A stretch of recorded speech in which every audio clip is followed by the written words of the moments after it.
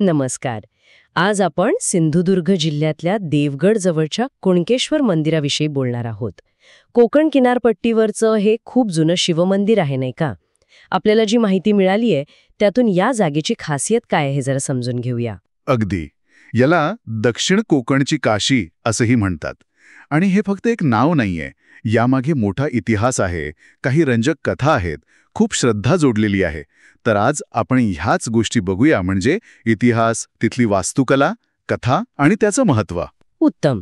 मग सुरुवात इतिहासापासूनच करूया. किती जुनं आहे हे मंदिर? काही कल्पना आहे? हो, म्हणजे जी माहिती आहे त्यानुसार हे मंदिर साधारणपणे 1100 साली यादव राजांनी बांधलं असावं असं मानतात. आणि याच्या बांधकामात थोडा दक्षिण भारतीय शैलीचा प्रभाव पण दिसतो. अच्छा. आणि एक अजून महत्त्वाची गोष्ट म्हणजे छत्रपती शिवाजी महाराज इथे नियमितपणे दर्शनासाठी यायचे म्हणे. त्यांनी या मंदिराचा जीर्णोद्धार पण केला होता. अरे वा. शिवाजी महाराजांचा संबंध असणं हे तर म्हणजे या जागेचं महत्त्व आणखी वाढवतो. आणि मंदिराशी जोडलेल्या काही इंटरेस्टिंग कथा पण आहेत असं ऐकलंय. हो, आहेत की. 2 कथा तर खूपच प्रसिद्ध आहेत. पहिली गोष्ट आहे एका गायीची. जवळच कुंडकीचं जंगल होतं. तिथे ती रोज एका विशिष्ट दगडावर जाऊन दूध सोडायची. हां. तिच्या मालकाने हे पाहिलं आणि त्याला राग आला. त्याने रागाच्या भरात त्या दगडावर हातोडा मारला आणि म्हणतात की त्यातून रक्त यायला लागलं. अरे बापरे. तेव्हा त्या दगडाचं महत्त्व कळलं आणि मग तिथे मंदिर उभारलं गेलं.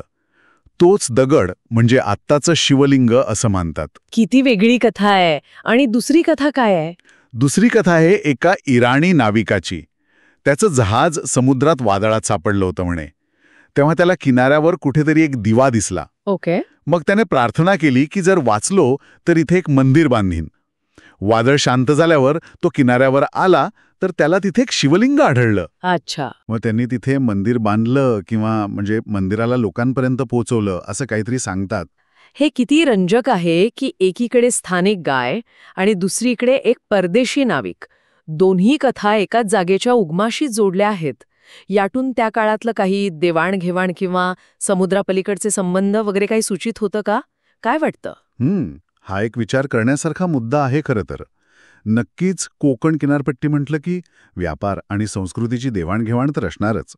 या कथा खऱ्या असोत किंवा काल्पनिक, पण यातून लोकांची श्रद्धा किती खोलवर रुजलेली आहे हे दिसतं. आणि या जागेला स्वयंभू का मानलं जातं हे पण कळतं. म्हणूनच दक्षिण कोकणची काशी म्हणतात त्याला. हो, तुम्ही आता दक्षिण कोकणची काशी म्हणालात. याचा नेमका अर्थ काय घ्यायचा? काशीशी तुलना का? बरोबर प्रश्न आहे.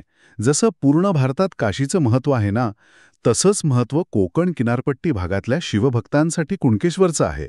म्हणजे त्यांच्यासाठी ह्या भागातलं हे सर्वोच्च श्रद्धास्थान झालं. म्हणून ही तुलना. समजलं.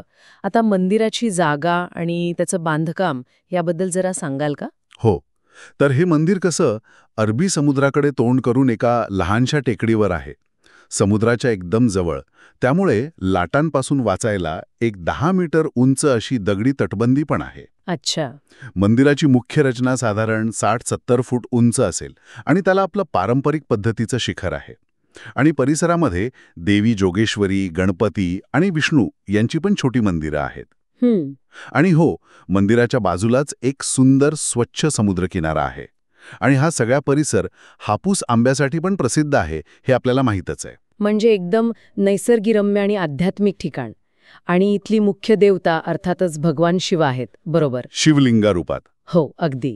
भगवान शिवच शिवलिंगाच्या रूपात. आणि मगाशी ज्या कथा सांगितल्या त्यामुळे हे स्वयंभूलिंग मानलं जातं. त्यामुळे त्याचं पावित्र्य आणि महत्त्व खूप जास्त आहे लोकांच्या मनात. इथे कोणता सण किंवा उत्सव जास्त महत्त्वाचा असतो? सगळ्यात मोठा उत्सव म्हणजे महाशिवरात्री. साधारणपणे फेब्रुवारी महिन्यात येतो हा सण, म्हणजे आपल्या माघ महिन्यात. तेव्हा इथे खूप मोठी देवगड कुणकेश्वर यात्रा भरते. 3 दिवस चालते ती. अक्षरशः हजारो भाविक येतात दर्शनासाठी. म्हणजे पर्यटनाबरोबरच एक चांगला आध्यात्मिक अनुभव पण मिळतो इथे. नक्कीच. मंदिर खूप व्यवस्थित ठेवलं आहे आणि पर्यटकांमध्ये पण लोकप्रिय आहे.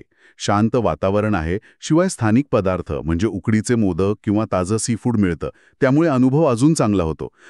एक गोष्ट फक्त जाता जाता सांगतो की मध्य प्रदेशात शहडोलमध्ये पण एक कुणकेश्वर महादेव मंदिर आहे. ते वेगळं आहे बरं का. अच्छा, ही महत्वाची माहिती दिलीत. तर आज आपण कुणकेश्वर मंदिराचा इतिहास, तिथल्या कथा, वास्तुकला आणि त्याचं दक्षिण कोकणची काशी म्हणून असलेलं महत्त्व हे सगळं समजून घेतलं. हो, खरंच इतिहास, श्रद्धा आणि निसर्गाचा असा एकत्र अनुभव देणारं हे ठिकाण आहे. आणि एक विचार मनात येतो की एखादं स्थळ आपलं आध्यात्मिक आणि सांस्कृतिक महत्त्व इतकी शतकं उलटूनही कसं टिकून ठेवतं आणि पिढ्यानपिढ्या लोकांना शांतता आणि प्रेरणा कसं देत राहतं, हा एक विचार करण्यासारखा प्रश्न आहे खरं तर.